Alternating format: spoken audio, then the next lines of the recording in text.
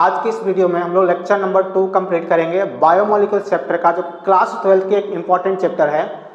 आज हम लोग कॉन्सेप्ट देखेंगे मॉडर्न कॉन्सेप्ट ऑफ कार्बोहाइड्रेट्स। इससे पिछले वीडियो में हम लोग देखे थे ओल्ड कॉन्सेप्ट ऑफ कार्बोहाइड्रेट्स।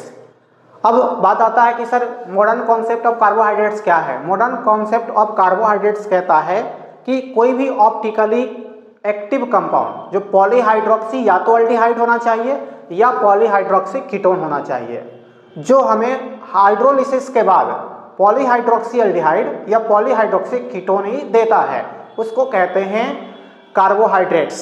क्या कहता है, देखिए definition, the optically active polyhydroxy aldehyde, the optically active polyhydroxy aldehyde और polyhydroxy ketone which gives polyhydroxy ketone or polyhydroxy aldehyde after hydrolysis is called carbohydrates। देखिए कोई भी कंपाउंड जो ऑप्टिकली एक्टिव हो और दूसरी बात पॉलीहाइड्रोक्सी होना चाहिए, मतलब एक से ज्यादा अल्कोहल ग्रुप होना चाहिए उसमें। पॉली का मतलब बहुत सारा होता है, पॉली का मतलब बहुत सारा, हाइड्रोक्सी का मतलब OH ग्रुप, OH का हाइड्रोक्सी का मतलब OH ग्रुप।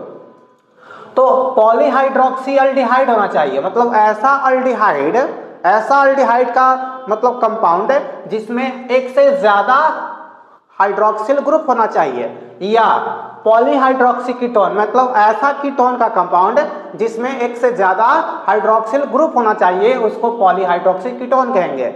और ये दोनों के दोनों ऑप्टिकली एक्टिव होना चाहिए।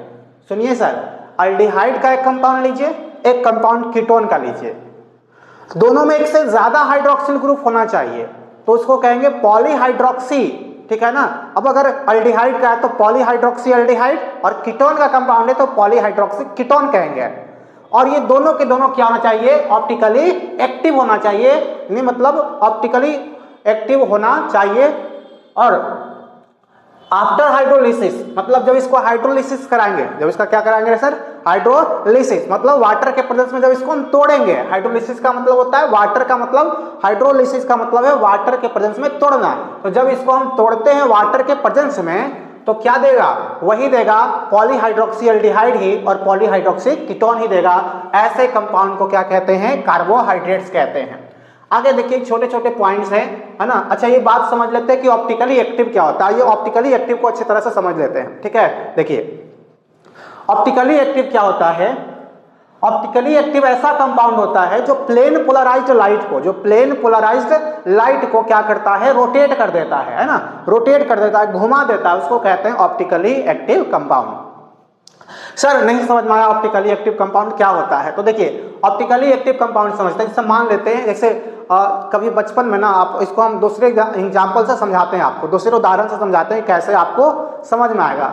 देखिए बचपन में ना आप लोग, जैसे गांव के लोग क्या होता है ना कि ब्रश नहीं करता है, सब दातुन से मुंह धोता है। कैसा, दातुन से। जैसे मान लीजिए नीम का दातुन है, नीम का, और जब जैसे एक नीम का पेड़ है ना, उसमें से टहनी तोड़िएगा आप ऐसे, तो उसमें से निकालिएगा तब बहुत सारा इसमें से ब्रांच है, शाखा होता है ऐसे, एक एक जो नीम का होता है उसमें बहुत सारा शाखा होता है, बहुत होता है। आप किसी भी चीज़ का तोड़ के लाइएगा ना पेड़ से, तो उसमें बहुत सारा निकला रहता है ब्रांच के रूप में। अब क्या कीजिए, उसको हम लोग क्या करते हैं, ससोड़ देते हैं, ससोड़ना समझते हैं, ऐसे खींच के ऐसे तोड़ दिए, इसको खींच के ऐसे तोड़ देंगे, ऐसे नोच देंगे, तो नोच देंगे तो क्या हो जाएगा, सीधा हो जाएगा, ये सब कट जाएगा।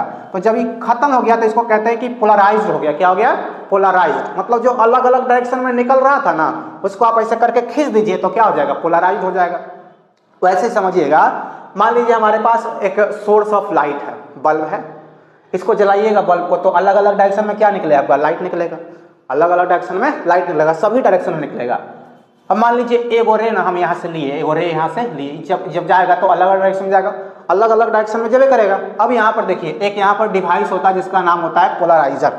एक डिवाइस से क्या होता है, पोलराइजर। जैसे अभी हथवा देखे तो ना मेरा हथवा, अब ऐसे ससोड़ दिए धर के लकड़िया को, तो हाथ मेरा क्या हो जाएगा, पोलराइजर।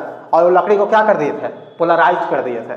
मुंह दतवंद होता है ना जी, तो उसको क्या करते हैं, पूरा एकदम एगो छड़ी होना चाहिए ऐसे, तो इसको धर के खींच देते हैं हथवा से, तो हथवा क्या काम किया, पोलराइज करने के लिए। वैसे एक मशीन डिवाइस होता है जिसको क्या कहते हैं, पोलराइजर, जो लाइटवा जो अलग अलग डायरेक्शन से जाएगा ना, वो सबके ममोड़ के एक जगह कर देंगे। जैसे लेजर लाइट देखें, लेजर लाइट में एकदम सीधे एक ही सीध में निकलता है लाइट, है ना, तो उसका मतलब क्या होता है, उसमें प्लेन पोलराइज्ड लाइट होता है। आज जब इस प्लेन पोलराइज्ड लाइट को, जो पोलराइजर है, ये क्या कर दिया, उसको प्लेन, उसको पोलराइज कर दिया, जब इसी पोलराइज्ड लाइट को आप किसी ऐसे कंपाउंड के सॉल्यूशन से, ऐसे कंपाउंड की सॉल्यूशन से पास कराइएगा जो ऑप्टिकली एक्टिव होगा, मतलब ऑप्टिकली रूप से एक्टिव होना चाहिए, तो वो क्या कर देगा, ये जो लाइट जाएगा ना यहाँ से, मान लीजिए लाइट गया ऐसे और क्या होगा, पोलराइज होकर के, तो इसको धीरे धीरे क्या कर देगा, ये रोटेट कर देगा, ये रोटेट कर देगा, इसे घुमा देता है। तो ऐसे कंपाउंड को क्या कहते हैं, ऑप्टिकली एक्टिव कंपाउंड। जो प्लेन पोलराइज लाइट को क्या कर देगा, रोटेट कर देगा, जो रोटेट कर देगा उसको क्या कहते हैं, ऑप्टिकली एक्टिव कंपाउंड कहते हैं। समझ में आ गया ऑप्टिकली एक्टिव कंपाउंड किसको कहते हैं। आइए अब हम लोग चलते हैं फिर से चैप्टर्स पर वापस आते हैं। देखिए carbohydrate is also called saccharide. Carbohydrate को हम लोग सैकेराइड भी कहते हैं। कार्बोहाइड्रेट को क्या कहते हैं, सैकेराइड भी कहते हैं। सैकेराइड का मतलब देखिए, सैकेराइड जो वर्ड है ना, ये ग्रीक वर्ड से लिया गया है। सैकेराइड कहां से लिया गया है, ग्रीक वर्ड से लिया गया है। सैकेराइड जो वर्ड है वो आपको ग्रीक वर्ड से लिया गया है। कौन सा ग्रीक वर्ड से सर, सेक्रॉन से लिया गया है। ग्रीक वर्ड सेक्रॉन से लिया गया है। फिर से सुनिएगा, सैकेराइड जो है वो ग्रीक वर्ड सेक्रॉन से लिया गया है। सैकेराइड वर्ड जो है वो ग्रीक वर्ड सेक्रॉन से लिया गया है। सेक्रॉन का मीनिंग होता है सुगर। सेक्रॉन का मतलब होता है सुगर। तो आपसे कोई पूछेगा, बताइए कि सैकेराइड जो होता है वो ग्रीक वर्ड कहां से लिया गया है, तो ग्रीक वर्ड सेक्रॉन से, जिसका अर्थ ही क्या होता है, सुगर होता है। और कार्बोहाइड्रेट का दूसरा नाम क्या है, सैकेराइड। कार्बोहाइड्रेट का दूसरा नाम क्या है, सैकेराइड होता है। पॉलीहाइड्रोक्सी एल्डिहाइड और पॉलीहाइड्रोक्सी कीटोन, अभी इसमें दो की और जिक्र किए थे, पॉलीहाइड्रोक्सी एल्डिहाइड और पॉलीहाइड्रोक्सी कीटोन। पॉली का मतलब होता है एक से ज्यादा, और हाइड्रोक्सी का मतलब hydroxyl group, OH group, alcohol वाला होना चाहिए। तो पॉलीहाइड्रोक्सी एल्डिहाइड को अल्डोज के नाम से भी जानते हैं। देखिए पॉलीहाइड्रोक्सी एल्डिहाइड को क्या कहते हैं, अल्डोज भी कहते हैं। और पॉलीहाइड्रोक्सी कीटोन को क्या कहिएगा, कीटोज कहते हैं। दो नाम याद रखिएगा, आगे पूरा चैप्टर में अल्डोज और चलेगा कीटोज। तो पॉलीहाइड्रोक्सी एल्डिहाइड रहेगा तो क्या कहिएगा, अल्डोज। अब पॉलीहाइड्रोक्सी कीटोन रहेगा तो क्या कहिएगा, कीटोज कहिएगा। पॉलीहाइड्रोक्सी अगर आपको कीटोन है तो कहिएगा कीटोज। अब पॉलीहाइड्रोक्सी एल्डिहाइड रहेगा तो कहिएगा अल्डोज। याद हो गया इतना दूर। चलिए आगे कुछ देखिए, इसका एग्जांपल देखिएगा, जैसे C12H22O11, C12H22O11 इसको सुगर कहते हैं या केन सुगर कहते हैं। C12H22O11 को सुगर कहते हैं या फिर केन सुगर कहते हैं। C12H22O11 को सुगर कहते हैं या फिर केन सुगर कहते हैं। इसका हाइड्रोलिसिस कराने का मतलब समझते हैं। हाइड्रोलिसिस का मतलब होता है, देखिए हाइड्रोलिसिस का मतलब क्या होता है, ये दो वर्ड से मिलकर बना है। एक आपका हाइड्रो वर्ड, हाइड्रो, और दूसरा लिसिस, दूसरा लाइसिस कह सकते हैं। मतलब एक हाइड्रो का मतलब होता है वाटर, और लिसिस का मतलब होता है तोड़ना, ब्रेक डाउन, स्प्लिट करना। ठीक है, स्प्लिट करना मतलब आप किसी भी चीज को वाटर के प्रेजेंस में या वाटर के साथ रिएक्ट करके तोड़ रहे हैं तो क्या कहेगा, हाइड्रोलिसिस कहते हैं। तो यहां देखिए शुगर को हाइड्रोलिसिस कराएंगे, वाटर में डालेंगे तो ये टूट जाता है दो पार्ट में। एक बनता है ग्लूकोज और दूसरा बनता है फ्रुक्टोज। दोनों का देखिए फार्मूला सेम होता है, C6H12O6, C6H12O6, यहाँ भी C6H12O6। कार्बन 12 था, यहाँ 6 और 6 12 हो गया। हाइड्रोजन 12 है यहाँ पर। यहाँ आपका देखिए C12H22, हाइड्रोजन 22 होता है यहाँ पर, फार्मूला C12H22O11 होता है। C12 यहाँ देखिए हाइड्रोजन 22 और 2 24, तो यहाँ 12 और 12 24 हो गया। ऑक्सीजन होता है 11 और 1 12, तो 6 और 6 हो गया। एक आपका होता है ग्लूकोज और एक होता है फ्रक्टोज। देखिए इन दोनों का फार्मूला ना सेम होता है, फार्मूला इन दोनों का सेम होता है। जब आगे हम पढ़ाएंगे इन सब का स्ट्रक्चर, अल्डोज का, अल्डिहाइड का, इसको क्या कहते हैं, ग्लूकोज का स्ट्रक्चर और फ्रक्टोज का स्ट्रक्चर, तो उसमें आपको डिफरेंट पता चलेगा। स्ट्रक्चरल फार्मूला अलग अलग होता है। ग्लूकोज का और फ्रक्टोज का मॉलिक्यूलर फार्मूला दोनों सेम होगा, लेकिन स्ट्रक्चरल फार्मूला अलग होता है, स्ट्रक्चर डिफरेंट होता है। जो ग्लूकोज होता है ये पॉलीहाइड्रोक्सी एल्डिहाइड होता है, और फ्रक्टोज जो होता है वो पॉलीहाइड्रोक्सी कीटोन होता है। इसमें फंक्शनल ग्रुप आता है आपका सिंगल बॉन्ड CH एल्डिहाइड, और इसमें आता है सिंगल बॉन्ड COO, ये कीटोन आता है। इसलिए इसको कहते हैं पॉलीहाइड्रोक्सी एल्डिहाइड और इसको कहते हैं पॉलीहाइड्रोक्सी कीटोन कहते हैं। उम्मीद है समझ में आ गया होगा। चलिए आगे बढ़ते हैं।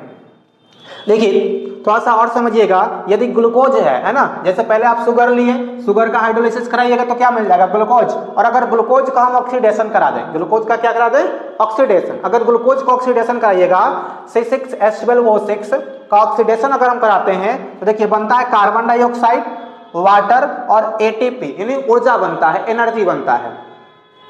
ATP का फुल फॉर्म क्या होता है, ATP का फुल फॉर्म होता है एडेनोसिन ट्राइफॉस्फेट, एडेनोसिन ट्राइफॉस्फेट, जो कि एक प्रकार का एनर्जी होता है।